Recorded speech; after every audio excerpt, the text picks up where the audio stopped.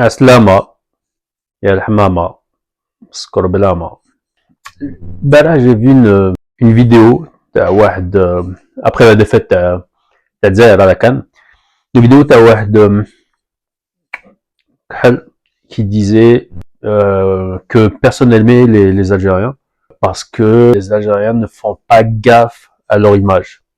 Le fait de ne pas faire gaffe à son image, donc on projette une image négative et c'est pour ça que personne nous aime. Moi, je suis pas trop d'accord que l'Algérien ne fait pas gaffe à son image, mais en même temps, il peut pas sacrifier son image. Non, au contraire, plutôt, il peut pas sacrifier la vérité au détriment de son image. Voilà, je m'explique.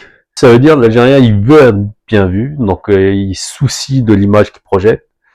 Mais s'il a une croyance qu'il détient une vérité, il s'en fout de son image.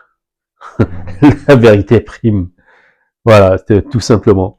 Après, si on réfléchit un peu plus et on va plus loin, c'est par rapport à de là où vient l'Algérie.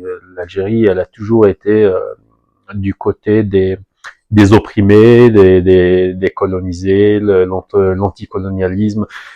À l'époque, on l'appelait Alger, c'était la Mecque des révolutionnaires. Donc tout le monde se retrouvait là-bas. Donc Che Guevara, Fidel Castro, tout le monde avait sa place pour faire son discours là-bas. Donc quelque part, l'Algérie, elle est un peu entre guillemets rebelle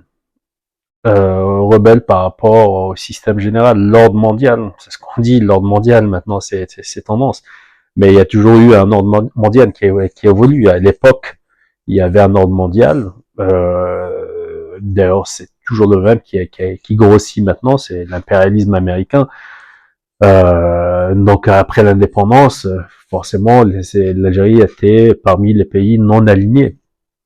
Après, un exemple très simple pour illustrer ce que j'ai dit au début, que l'Algérien, il est entre les deux, il se soucie de son image, mais il n'est pas prêt à sacrifier la vérité pour son image. S'il y a une vérité à défendre, il s'en fout complètement de son image.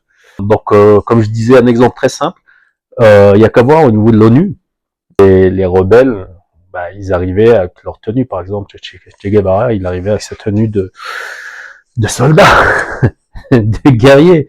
Bah, Fidel Castro, pareil, il faisait ses discours avec ses tenues un peu de guerrier.